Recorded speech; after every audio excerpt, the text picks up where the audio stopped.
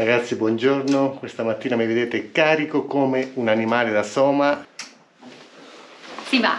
Aspettate che condividiamo la vista sul lago, bellissima. Ma lo vedremo meglio dalla moto. Andiamo. Consegniamo la chiave. Hasta luego. Hasta luego.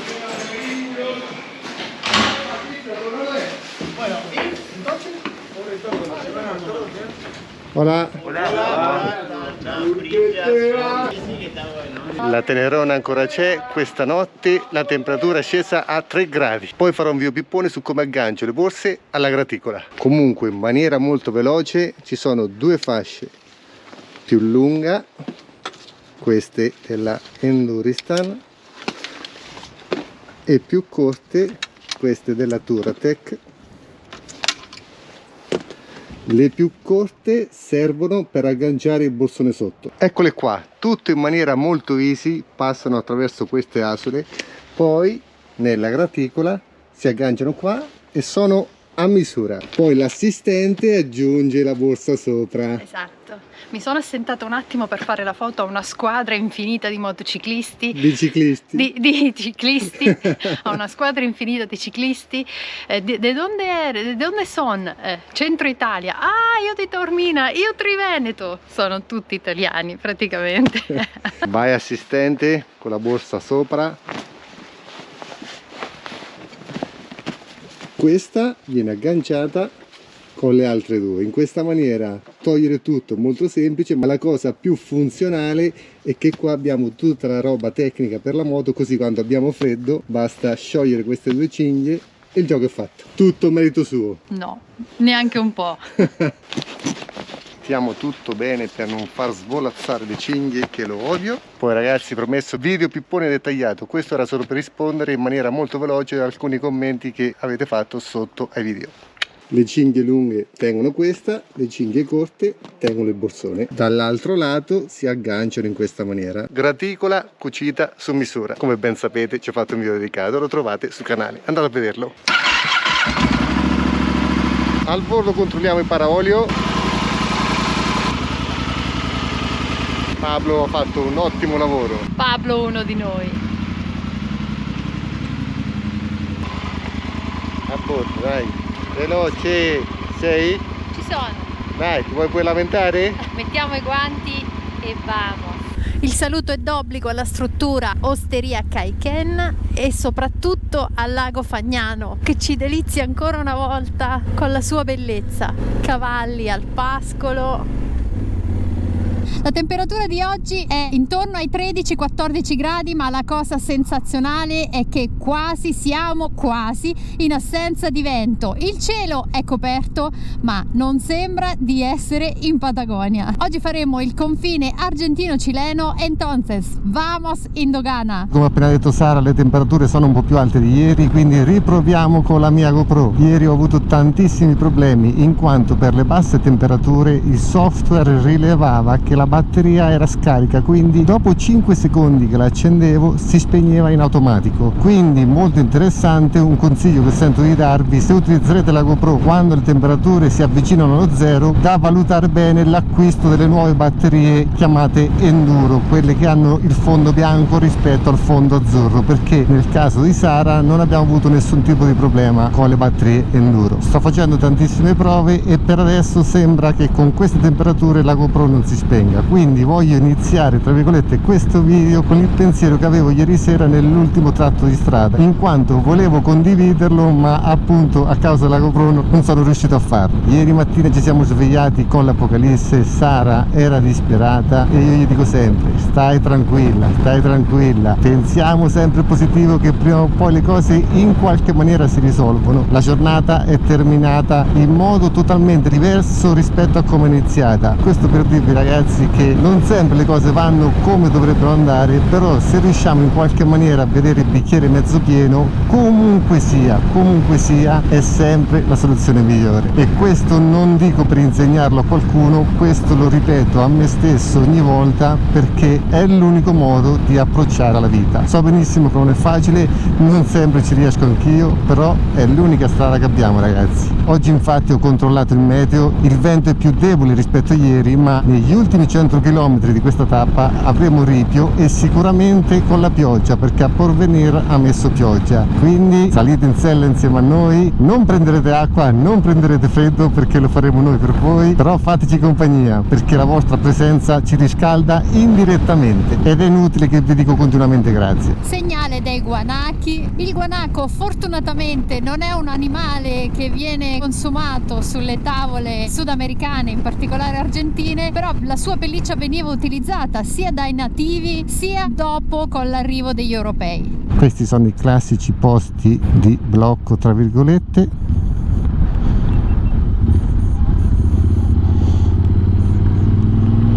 Per ora non ci hanno mai fermato qua in Argentina per eventuali controlli. Comunque rettifico, avevamo detto che il vento era pochissimo, invece man mano che saliamo in prossimità di Rio Grande la situazione è cambiata drasticamente. Ci sono delle raffiche, penso che raggiungono anche gli 80 km/h. La cosa migliore è che il vento viene sempre da sinistra a destra, quindi pareggiamo le gomme. Nella discesa stavo piegato a destra, ora sono piegato a sinistra. Un fazzoletto di terra verde in mezzo a tanta terra selvaggia, probabilmente il tentativo di una coltivazione. In fondo di nuovo il mare.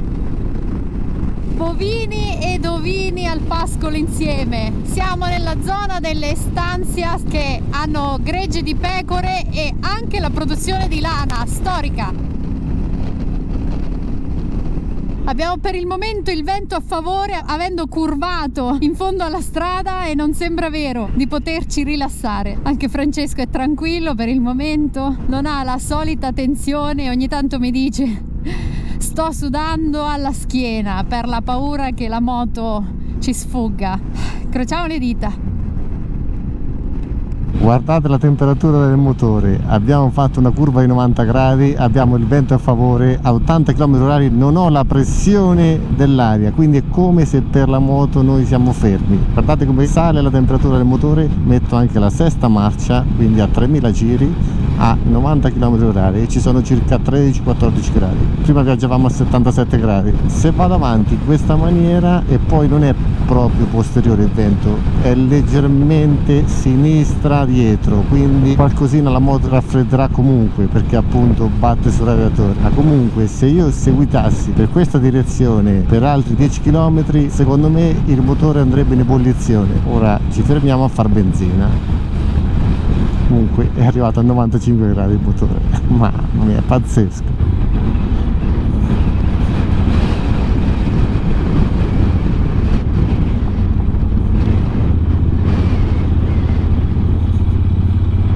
Sono un po' di motociclisti, cambio gomma e non solo, bordo distributore. Ahora, la situación política del Perú. Mira, la situación política en Perú está un poco congestionada, está un poco difícil ahora. Nosotros enviamos las motos en un tráiler, en un camión, y atravesamos Perú en avión.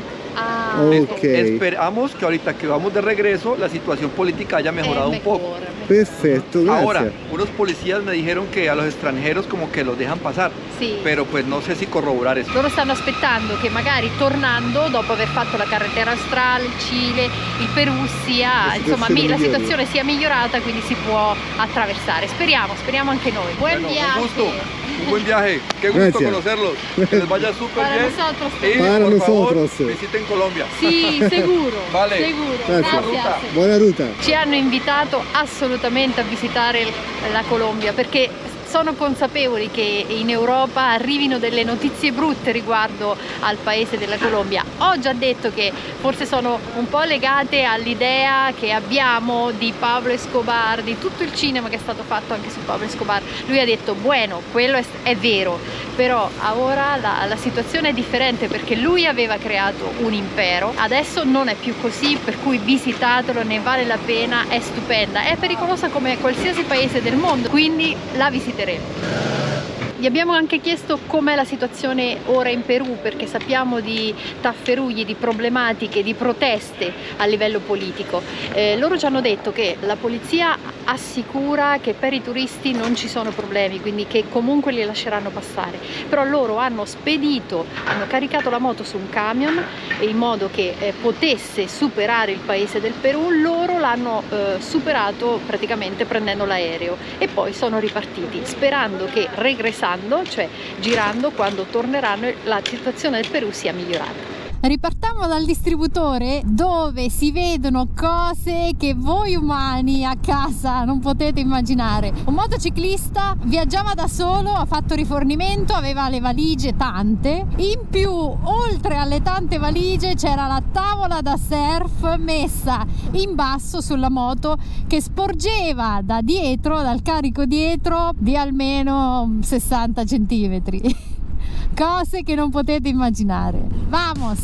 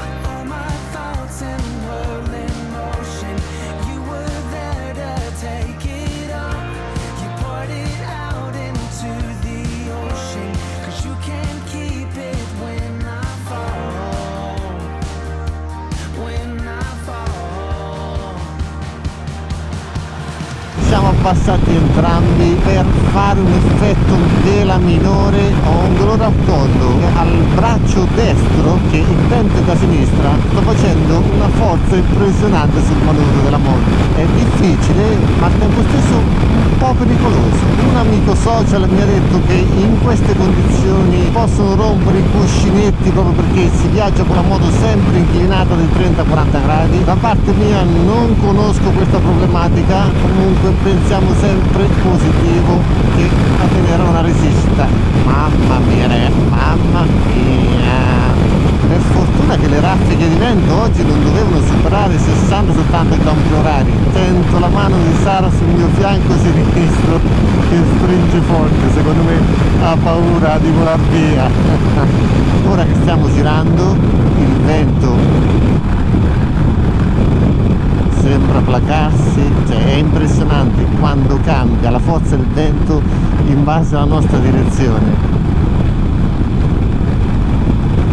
Ora dovrebbe essere quasi frontale, essendo che la Tenerona sforza un po' di più, però guardate la temperatura del motore, infatti da 80 sta scendendo. La temperatura del motore è una sorta di bandiera per capire la direzione del vento. Se il motore si raffredda significa che il vento ce l'abbiamo di fronte, se il motore si scalda molto significa che ce l'abbiamo da dietro. Se state percorrendo la strada della Patagonia e cercate una scarica di adrenalina, come dice Fra, attendete il passaggio di un camion sul lato sinistro, l'avrete di sicuro.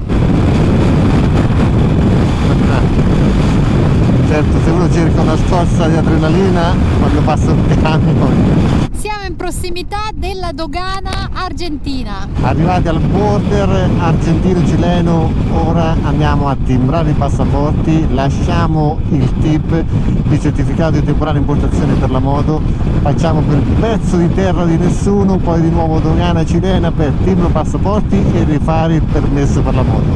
Questa è la solita trafila per ogni passaggio da uno stato all'altro. Questa è la dogana argentina.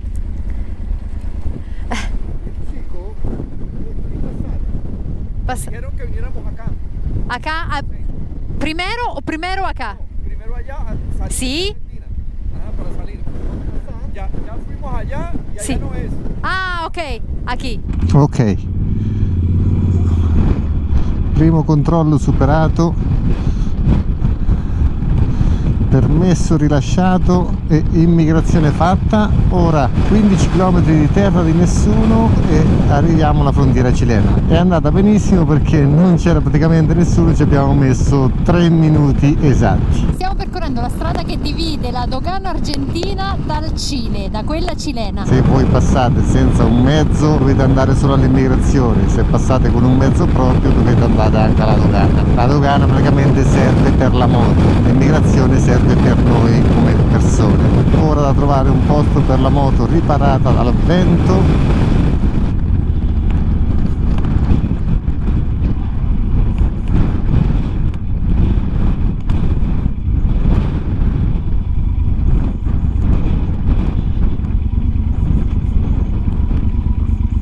Appena superata anche la dogana cilena, siamo ufficialmente in Cile e ora la strada ci porterà a Porvenir. 2 ore di carretera.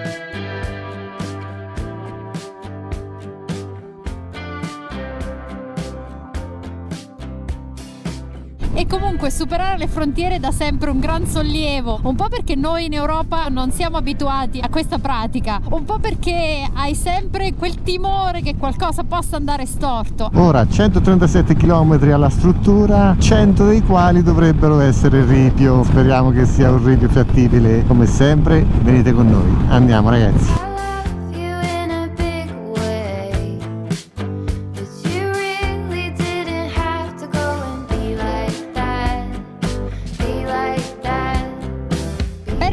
Dall'ingresso in Cile non abbiamo incontrato nessuna pianta. Secondo Francesco non hanno coraggio di crescere.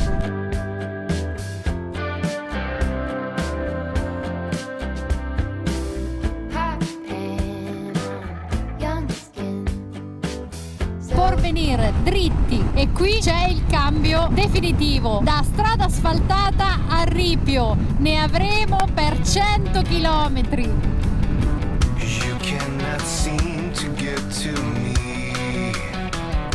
Incrociate le dita per noi.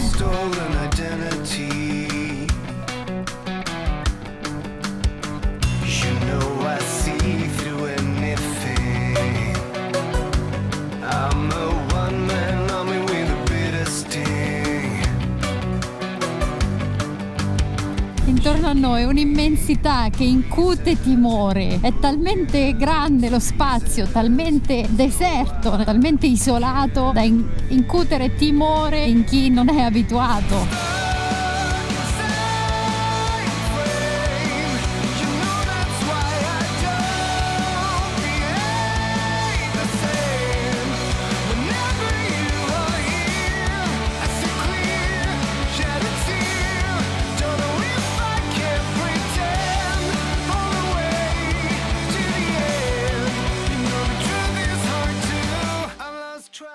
Dove passano le auto è molto compatto e non c'è brecciolino, quindi dobbiamo solo fare attenzione a non uscire da questo canale. L'unica difficoltà è che ho un po' di vento laterale, un po' tanto, se fa qualche raffica più forte ci può spingere al centro. Quando passi su questo mucchio di brecciolino al centro, sfido chiunque con una moto carica, è molto probabile che, vabbè, non lo dico, andiamo avanti, non ci pensiamo. Potrebbe viaggiare anche a una velocità più sostenuta, ma noi rallentiamo perché poi vedi non è più tracciato da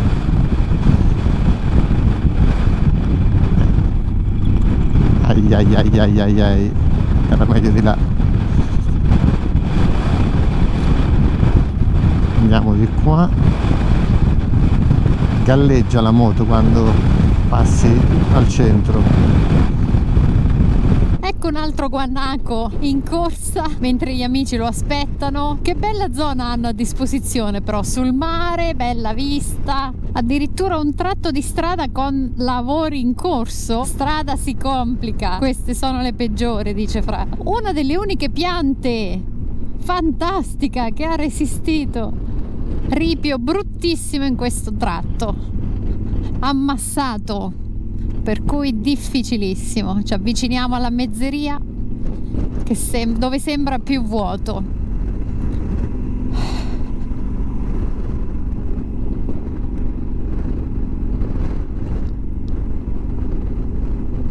Sì, c'è un mezzo al lavoro.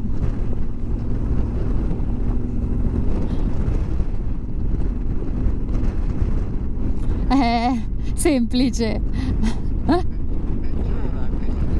Sì.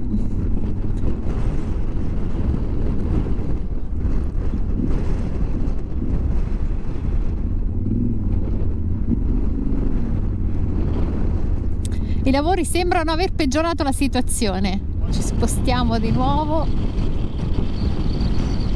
Li sta facendo in questo momento i lavori. Bene.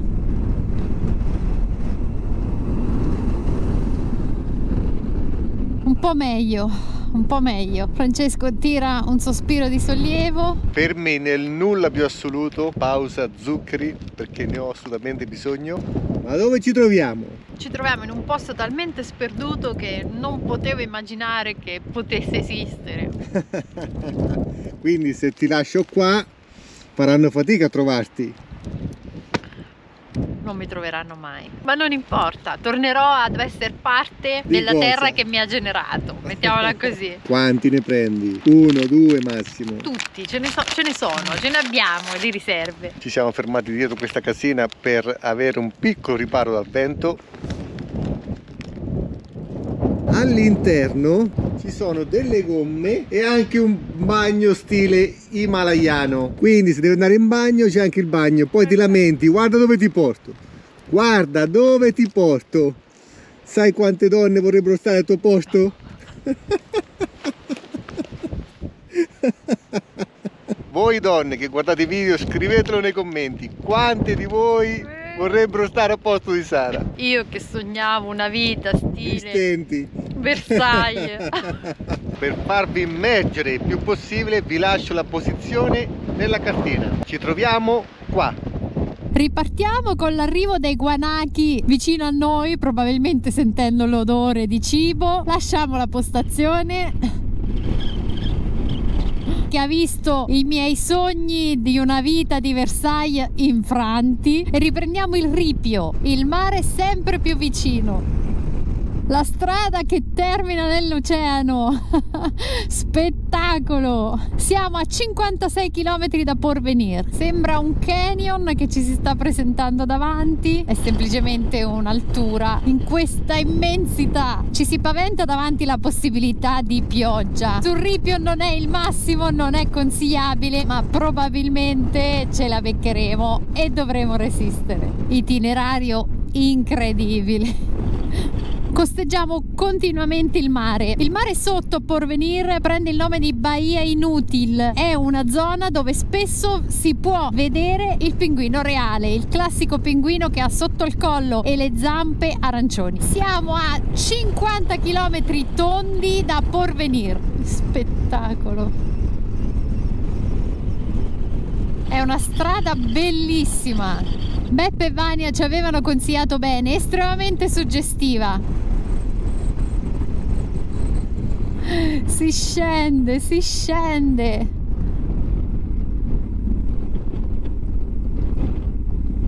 Wow. Qui c'è da fare una foto. Siamo praticamente a livello del mare. È uno spettacolo. Una terra più selvaggia di così non ci era mai capitata. In fondo invece il mare è più turchese. Eccolo! Ne riusciamo a vedere le onde che si infrangono sulla riva. Ora la spiaggia diventa scogliera. La zona di Porvenir, dicono, mette in luce la vera vita autentica fueghina o fueggina. Qui si svolse intorno al 1879-80 l'arrivo di diversi immigrati, soprattutto dalla zona della Croazia, perché si diffuse l'idea che ci fossero filoni auriferi e quindi che ci si potesse arricchire. Stiamo finendo dritti nel paradiso. Fermi per una foto. Questo è quello che ci tocca fare per ovviare al vento, per combatterlo. Bisogna zavorrare il treppiede. E se voi donne ancora non avete risposto nei commenti, aspettate, perché tra poco arriva anche la pioggia. Lì rispondete a tono però, tutte insieme. Guardate in fondo! Avventura top. Tanto per proseguire lo stile di Versailles, lo stile di vita di Versailles che sogniamo.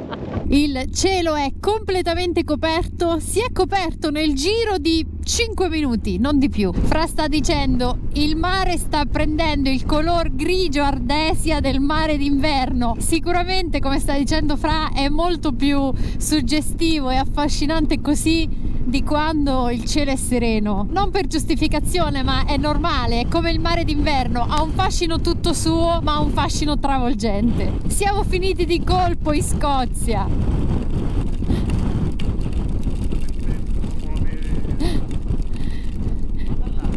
Fantastico, mamma mia, un posto da favola. Anche il meteo. Fra dice, se qualcuno pensa che abbiamo bisogno del TSO si faccia avanti, e forse ha ragione, non lo so. Più selvaggio di così il mare non si può.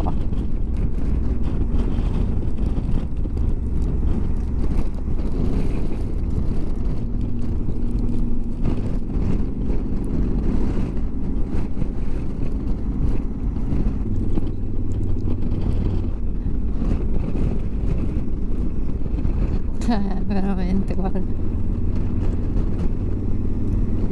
che caletta.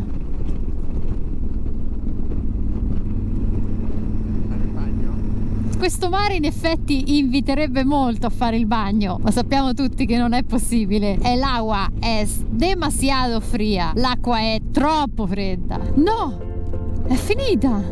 Oh!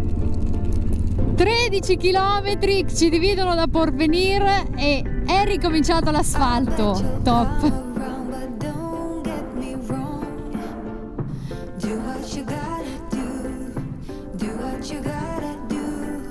Periferia di Porvenir.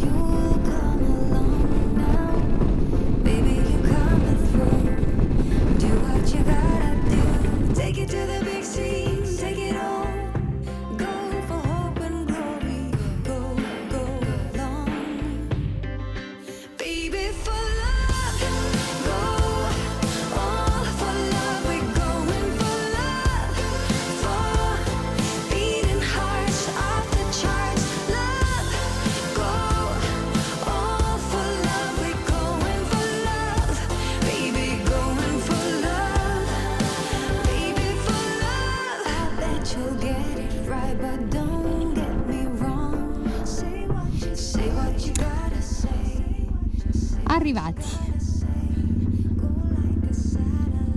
noi ci piazziamo direttamente nel cortile. Probabilmente saremo gli unici ospiti. Andiamo a vedere. Quando si dice, scusate la parola, in culo al mondo, penso che ci siamo. E anche fortunati, perché adesso dobbiamo scaricare tutto e ricomincia a piovere, come sempre.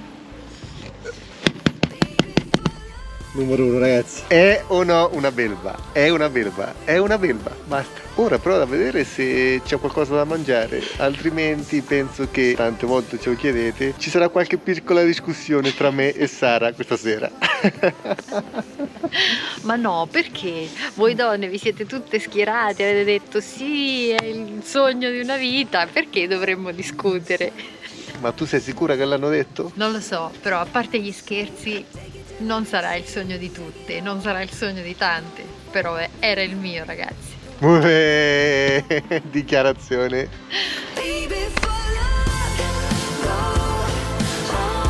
Buonasera. Andiamo a mangiare, ragazzi.